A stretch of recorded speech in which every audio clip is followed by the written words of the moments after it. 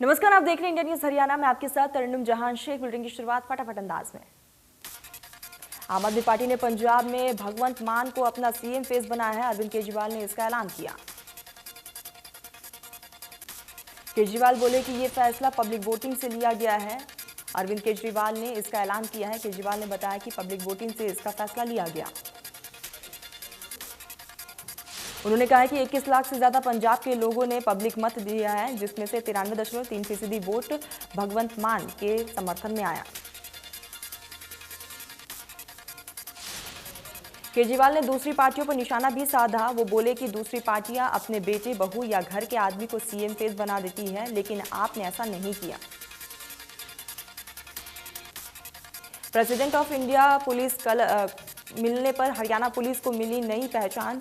विशिष्ट सेवाओं के लिए दिया गया राष्ट्रपति पुलिस कलर। हरियाणा पुलिस को लाल और नेवी ब्लू रंग के फ्लैग के साथ लगेगा लोगो। कैबिनेट मंत्री मूलचंद शर्मा ने कहा है कि नौकरियों में पारदर्शिता, भ्रष्टाचार पर लगाम, जातिवाद और परिवारवाद के नाम पर जो राजनीति होती आई है, उस पर काफी हद तक अंकुश लगाने में बीजेपी कामयाब रही है। वही कैबिनेट मंत्री मूलचंद शर्मा ने कहा है कि बल्लभगढ़ के लोगों को अब मोहाना रोड पर लगने वाले जाम से भी निजात मिल जाएगी। यहां पर एलिवेटेड पुल बनाया जाएगा, जिसको लेकर डीपीआर तैयार की जा रही है। सरकार ने प्रदेश भर की पार्टियों में 75% हरियाणा निवासियों को नौकरी देने के आदेश जारी किए, जिसे लेकर फैक्ट्री मालिकों में नाराजगी देखने को मिली। हरियाणा के युवा इन फैक्ट्रियों में काम करते हैं, लेकिन उनकी संख्या बहुत ज्यादा नहीं है। प्लाईवुड फैक्ट्री निर्माताओं की माने तो उनके काम के लिए विशेषज्ञ होना जरूरी है।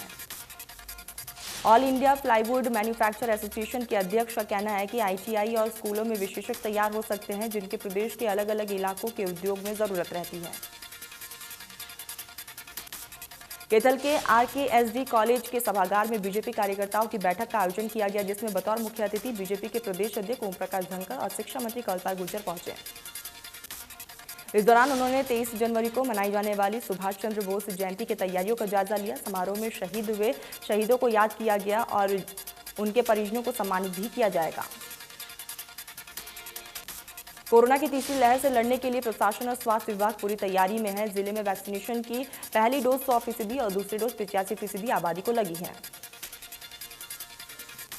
सीएमओ ने इंडिया न्यूज हरियाणा को जानकारी देते हुए बताया कि अब तक कोरोना के 550 यहां पर केस आ चुके हैं। 2 मरीजों की मौत हो चुकी है, जबकि ओमिक्रॉन का मामला एक सामने आया।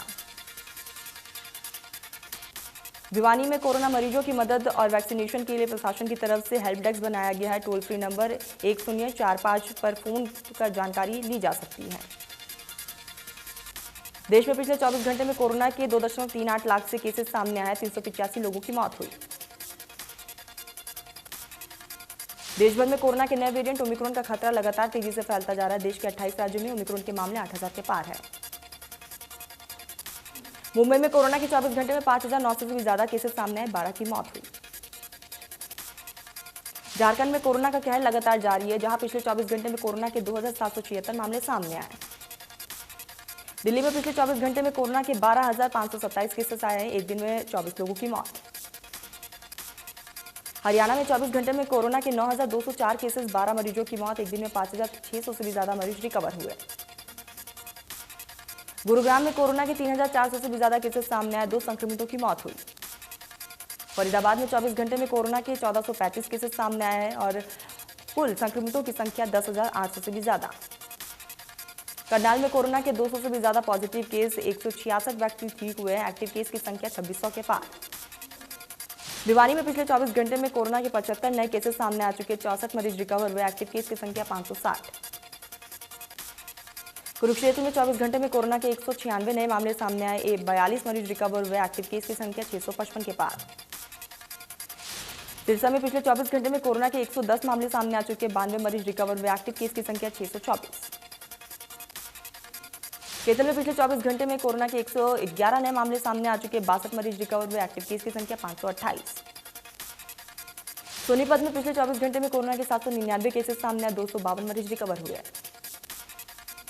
पंचकुला में पिछले 24 घंटे में कोरोना के 600 से भी ज्यादा केसेस सामने आए, 601 मरीज रिकवर हुए।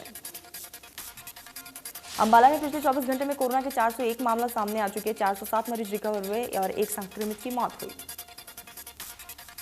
रोहतक में पिछले 24 घंटे में कोरोना के 261 मामले सामने आए, 135 मरीज रिकवर और 1208 केस एक्टिव हैं। यमुनानगर में पिछले 24 घंटे में कोरोना के 155 नए केसेस, 2 मरीज रिकवर, 941 यहां पर एक्टिव केस। दिन में पिछले 24 घंटे में कोरोना के 115 केसेस, 90 मरीज रिकवर, एक्टिव केस की संख्या 500 से ज्यादा। जज्जर में पिछले 24 घंटे में कोरोना के 185 नए मामले सामने आए, 137 मरीज रिकवर हुए, 730 एक्टिव केस। केरल में कोरोना का कहर जारी है, जहां पिछले 24 घंटे में कोरोना का 4 यहां पर स्वास्थ्यकर्मी समेत 111 मामले सामने आ चुके हैं। फरीदाबाद में ओमिक्रॉन के अब तक 45 केसेस मिल चुके हैं। राहत की खबर यह है कि इनमें से 44 मरीज होम आइसोलेशन में रहकर ठीक हो चुके हैं। फरीदाबाद सीएमओ डॉक्टर विनय गुप्ता के मुताबिक लोगों को घबराने की जरूरत बिल्कुल नहीं है। किसी भी मामले में मरीज को अस्पताल दाखिल करने की भी जरूरत नहीं पड़ी।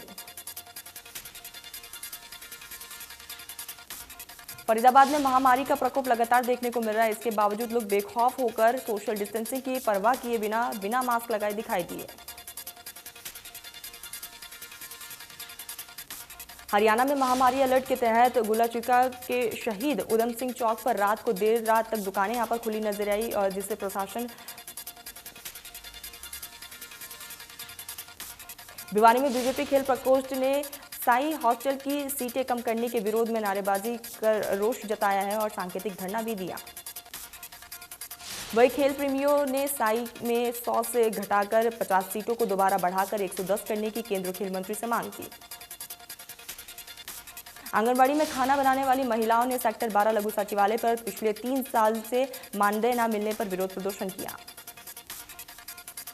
प्रदर्शन करने आई महिलाओं का कहना है कि पिछले 3 साल से उनका मानदेय नहीं दिया गया है। कई बार बीएमओ से बात करने के बाद भी मानदेय नहीं मिला। सोनीपत में आंगनबाड़ी वर्करों ने एग्रेसन चौक पर इकट्ठा होकर विधायक मोहनलाल बडोली के आवास पर घेराव किया और 25 जनवरी तक हड़ताल का नोटिस दिया। वही विधायक मोहनलाल बडोली मौके पर मौजूद नहीं मिले। वर्कर्स यहां पर कच्चे कर्मचारियों को पक्का कराने और सम्मान काम सम्मान वेतन की यहां पर मांग की। मेरी फसल मेरा ब्यौरा योजना के तहत सोनीपत में कृषि विभाग ने फसल पंजीकरण के लिए 200 सक्षम युवाओं को मैदान पर उतार दिया है ताकि ज्यादा से ज्यादा किसानों का रजिस्ट्रेशन हो सके। बल्लभगढ़ में किसान यूरिया खाद की किल्लत से जूझ रहे हैं, जहां किसानों को सेवा केंद्र पर यूरिया खाद के लिए घंटों इंतजार करना पड़ता है। इसके बावजूद यहां पर खाद नहीं मिलती। अंबाला में नगर निगम का डिफॉल्टर पर करोड़ों रुपए बकाया और जिसके चलते निगम आर्थिक नुकसान झेल रहा है, लेकिन अब निगम ऐसे लोगों को कोई छूट नहीं देगा। निगम ने 860 लोगों की सूची तैयार की है जिन पर 15 करोड़ रुपए बकाया है। निगम अधिकारियों के मुताबिक इन सभी लोगों पर जल्द कार्रवाई शुरू हो जाएगी। नगर निगम का घरों, दुकानों और व्यवसायों पर करोड़ रुपए बकाया। काफी महीने से नगर निगम बकाया टैक्स वसूलने के लिए मशक्कत कर रही है। बड़ी संख्या में रिकवरी बाकी है। अभियान के दौरान 300 से ज्यादा प्रॉपर्टी सील भी हो चुकी है, जिसके बाद अब नगर निगम टैक्स डिफॉल्टर पर सख्ती बरतने के मूड में नजर आ रही है। प्राइवेट स्कूल संचालक लगातार सरकार शिक्षा विभाग के 134A के तहत दाखिले देने के निर्देश दे रहे हैं। इसके लिए एडमिशन डेटा को 4 बार बढ़ाया भी गया है। बावजूद इसके पात्र बच्चों का अभी तक एडमिशन नहीं हुआ। करनाल में 283 स्कूलों में पहला ड्रॉ के तहत 2465 छात्रों को एडमिशन दिया गया, लेकिन अभी तक 900 से भी ज्यादा छात्रों के एडमिशन हो गए हैं। 221 छात्रों के आवेदन कमी के चलते रजिस्टर रिजेक्ट कर दिया गया। जिला मौलिक शिक्षा अधिकारी ने बताया कि विभाग के निर्देशों के बाद भी स्कूलों ने दाखिला नहीं दिया है। जिन स्कूलों को नोटिस जारी किए गए हैं उनमें से कुछ संचालकों ने यहां पर जवाब दिए हैं।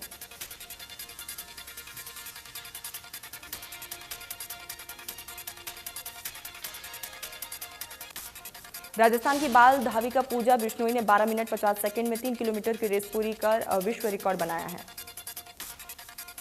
वहीं रोहतक के सांपला में 7 साल की खिलाड़ी दिशा विष्टी ने पूजा बिश्नोई के रिकॉर्ड को तोड़ने का दावा किया है। दिशा ने कहा है कि वे इस रेस को 12 मिनट 4 सेकंड में खत्म कर देंगी। भिवानी के वार्ड नंबर 19 में रुद्रा कॉलोनी निवासी इन दोनों सीवरेज के पानी से फैली गंदगी के चलते नरकीय जीवन जीने को मजबूर है। लोगों का आरोप है कि पार्षद अधिकारियों की अनदेखी का खमियाजा लोगों को भुगतना पड़ रहा है। शिविर का गंदा पानी है और जिसकी वजह से यहाँ पर बीमारियों का खतरा भी लगातार बना रहता है। रतिया में नगर पालिका ने दुकानदारों की मुसीबत यहां पर बढ़ा दी है। मेन बाजार में नगर पालिका ठेकेदार ने बिना टेंडर सड़क उखाड़ डाली है और मटेरियल भी उठाकर रख दिए हैं। जाखल मंडी में मंडी वासियों ने प्रॉपर्टी आईडी का काम पूरा करवाने और रजिस्टर का काम जल्द शुरू करवाने की मांग को लेकर नगर पालिका कार्यालय का घेराव किया और जिला उपायुक्त को ज्ञापन सौंपा। मंडीवासियों ने रजिस्ट्री का काम फरवरी महीने के पहले सप्ताह में शुरू करने की मांग की। रजिस्ट्री कार्य शुरू नहीं होने पर बड़ा आंदोलन करने का और नगरपालिका कार्यालय पर तालाबंदी करने की भी चेतावनी दी। सिरसा, फतेहाबाद और हिसार की आंगनबाड़ी वर्करों ने सोमवार को बरनाला रोड स्थित बाबा भूमन शाह चौक पर धरना प्रदर्शन किया। सभी वर्कर उप मुख्यमंत्री आवास का घेराव करने के लिए निकले थे। यहां पुलिस प्रशासन ने बैरिकेड लगाकर मिनी बाईपास को पहले से ही बंद कर दिया गया था। प्रदर्शनकारियों को मुख्यमंत्री आवास तक नहीं जाने दिया गया। करनाल में आंगनबाड़ी वर्कर्स ने नीलोखेड़ी विधायक धर्मपाल गोंदार के आवास का घेराव किया है। सैकड़ों की संख्या में पहुंची आंगनबाड़ी वर्कर ने सरकार के खिलाफ नारेबाजी की। फरीदाबाद में आंगनबाड़ी वर्करों ने कैबिनेट मंत्री मूलचंद शर्मा के कार्यालय के बाहर पहुंचकर प्रदर्शन किया है। ज्ञापन के जरिए सरकार तक अपनी आवाज उठाई। आंगनबाड़ी वर्कर पिछले कई महीनों से अपनी मांगों को लेकर धरना दे रहे हैं। आंगनबाड़ी वर्कर्स को कैबिनेट मंत्री मूलचंद शर्मा ने आश्वासन दिया कि जल्द से जल्द उनकी मांगों को मुख्यमंत्री तक पहुंचाया जाएगा। चरखीदादी में कड़ाके की ठंड के बीच आंगनबाड़ी वर्कर्स और हेल्पर्स ने सड़कों पर बैठकर सरकार पर उनकी हड़ताल को खत्म करने का आरोप लगाया। सोनीपत में गोहाना रोड फ्लाईओवर पर सड़क धंसने के बाद सड़क निर्माण का काम लगातार जारी है। इसी के चलते शहर भर में कई रास्तों को बंद किया गया है ताकि ट्रैफिक व्यवस्था दुरुस्त रहे। ट्रैफिक इंचार्ज ने शहर में भारी वाहनों के आउटसाइड से भी एंट्री दी जा रही है और ट्रैफिक जाम की समस्या से निजात पाने के लिए नया रूट यहां पर प्लान तैयार किया जा रहा है। वही सड़क निर्माण कार्य 10 दिन के अंदर ठीक कराने का दावा किया गया, इसलिए 10 दिन तक ट्रैफिक व्यवस्था नए रूट प्लान के हिसाब से चलाई जाएगी। पलवल में नगर पालिका अस्पताल में इमरजेंसी वार्ड में व्यक्ति के साथ मारपीट की गई है। इतना ही नहीं, उसे बचाने पहुंचे अस्पताल स्टाफ के साथ भी धक्का-मुक्की हुई। मारपीट का वीडियो सोशल मीडिया पर काफी तेजी से वायरल हो रहा है। पुलिस पीड़ित पक्ष की तरफ से दी गई शिकायत की जांच कर रही है। पलवल में महिला ने जमीन हड़पने के लिए खुद को मृत व्यक्ति की यहां पर विधवा घोषित कर लिया है। फर्जी मृत्यु प्रमाण पत्र बनवाकर दूसरी की जमीन को अपने बच्चे के नाम करवा दिया। इस दौरान शपथ पत्र को नंबरदार और कार्यकारी मजिस्ट्री ने तस्दीक यहां पर करवा दी है और मामले की जानकारी मिलने पर जमीन मालिक ने पुलिस अधीक्षक को शिकायत दर्ज कराई। पुलिस अधीक्षक के निर्देश पर गदपुरी थाना में मां बेटू सहित 5 नामजद आरोपियों के खिलाफ केस दर्ज कर लिया गया। यमुनानगर में एंटी नार्कोटिक सेल की टीम ने ताजेवाला नाका से चेकिंग के दौरान यूपी से प्रतिबंधित दवाइयों को लेकर आ रहे 2 युवकों को बाइक सहित काबू किया। आरोपियों से भारी मात्रा में प्रतिबंधित दवाइयां यहां पर बरामद की गई है। आरोपियों के खिलाफ केस दर्ज कर लिया गया, कोर्ट में पेश किया गया, जहां से उन्हें रिमांड पर भेजा गया। रेवाड़ी के सेक्टर 19 स्थित अंसल टाउन गेट पर जोमैटो डिलीवरी बॉय को कुछ अज्ञात लोगों ने गोली मार दी, जिसके बाद उसे कुछ लोगों ने अस्पताल में भर्ती करवाया। वही अस्पताल पहुंचने पर डॉक्टर ने घायल को मृत घोषित कर दिया। फिलहाल पुलिस मामले की तफ्तीश में जुटी। फतेहाबाद की हंस मार्केट में स्थित ट्रेडिंग कंपनी से 1,60,000 नकदी चोरी हो गई है। पुलिस ने दुकान के मालिक विनोद कुमार की शिकायत पर मामला दर्ज किया। रतिया के गांव कलोठा में पंचायत के द्वारा महिला की मौत का मामला गरमाता जा रहा है। परिजनों ने पुलिस को शिकायत दी थी कि महिला को पंचायत ने आत्महत्या करने पर मजबूर किया। पुलिस ने 15 लोगों के खिलाफ मामला दर्ज कर लिया है, जांच शुरू कर दी है, लेकिन आरोपियों की गिरफ्तारी नहीं होने पर गांव के लोगों में आक्रोश देखने को मिला। बल्लभगढ़ के तिगांव में एक शादी समारोह के दौरान एक युवक को गोली मार दी गई है, जिसकी वजह से पुरानी रंजिश बताई जा रही है। सूचना मिलते ही पुलिस मौके पर पहुंची और शव को अपने कब्जे में लेकर पोस्टमार्टम के लिए भेज दिया। पुलिस मामले की तफ्तीश में जुटी हुई है। हांसी पुलिस की आईए एक टीम ने जगदीश कॉलोनी से बाइक सवार युवक को 902 ग्राम स्मैक के साथ गिरफ्तार किया। स्मैक की कीमत करीब 17 से 18 लाख रुपए बताई जा रही है। आरोपी को मंगलवार कोर्ट में पेश किया गया। उसके बाद पुलिस आगामी कार्रवाई में जुटी हुई है। पानीपत में 25 लाख रुपए की रंगदारी मांगने की वारदात का पुलिस ने 48 घंटे के दौरान पर्दाफाश कर आरोपी को गिरफ्तार कर लिया।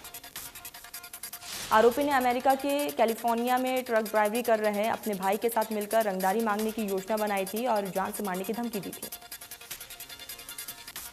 भिवानी में सर्दी को देखते हुए जानवरों के लिए भी चिड़ियाघर में इंतजाम किए गए। पक्षियों के लिए पर्दे लगाए गए हैं तो जानवरों के लिए भी हीटर का प्रबंध किया गया।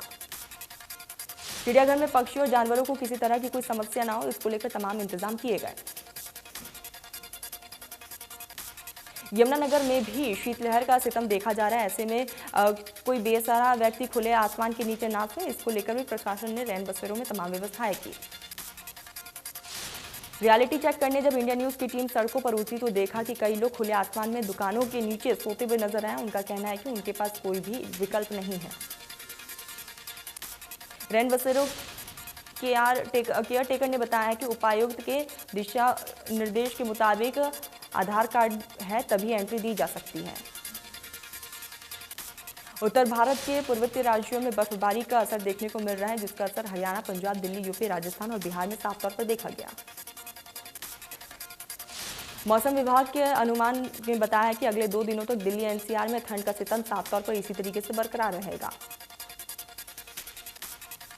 अगले 24 घंटे में तमिलनाडु, पुडुचेरी, आंध्र प्रदेश आदि राज्यों की कुछ जगहों पर बारिश हो सकती है। वहीं अगले 2 दिन में केरल में भी हल्की बारिश की संभावनाएं जताएगी।